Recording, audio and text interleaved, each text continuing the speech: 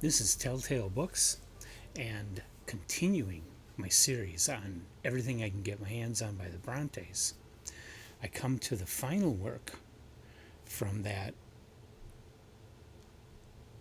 November 1829 issue of the Young Men's magazine that was published collaboratively between Charlotte and Branwell Bronte. The final work is a poem called On Seeing the Garden of a Genius,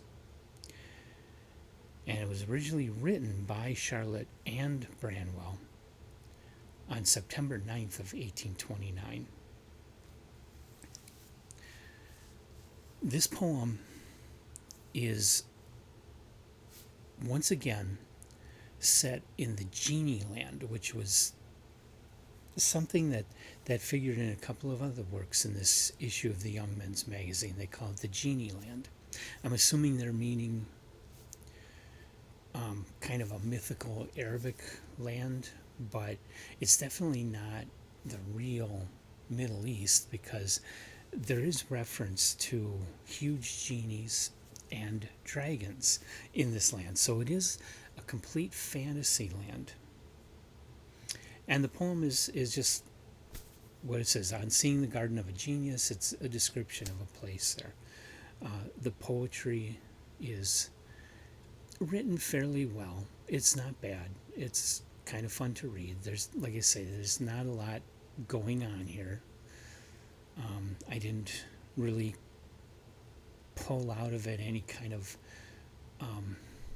symbolic meaning or deeper ideas than just a description of this fantasy land. But it was fairly well written and is enjoyable to read. Far from the best poetry I've ever read, but it's not bad for, she was like 13, 14 years old, something like that. 12, 13, 14, somewhere in there. Let me do the math. 1829, she was born in 1816, she was 13 years old. So that's the final work of the November 1829 issue of the Young Men's magazine.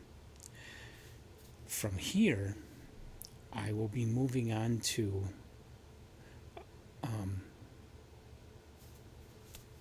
a play, a complete play that was written, which I don't have my notes on. I just remember it's a complete play. It was written, I believe, in 1830 by Charlotte, and that'll be a longer work, a little more involved work. So I'll be able to talk a little more at length about that one than what I'm doing with these really, really, really early works. So I think that one then will be a little more interesting. It's moving forward now, doing something more daring, more bold, more involved. And I am hoping then that it will be more interesting and give me a lot more to talk about. So come on back, like us, subscribe to us, keep watching all of our videos. I'm talking about a lot of different authors. Our Philip K. Dick videos are doing really well. Lots of people seem to like those. I hope some of those people will check out some of these videos and expand themselves beyond just one author, beyond just science fiction. There's a lot of great things about literature, and I'm slowly discovering them, but I'm weeding through a lot of less interesting stuff as well. Good thing is, you'll hear it from me that reading this November 1829 Young Men's magazine really isn't for the casual reader. It's for the die-hard Bronte academic that is writing papers. For everybody else, it's just not that interesting yet. But the others I talk about, we've talked about some very, very interesting ones. Like I say, we're really getting deep into Philip Dick. Some of the other authors that I'm reading, I'm getting into some really interesting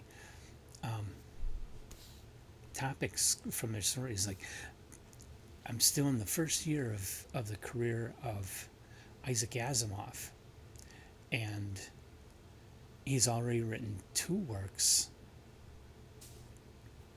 criticizing the racism of his day. So very progressive. Anyway, I hope you'll come back for more. And I'll see you in the next video.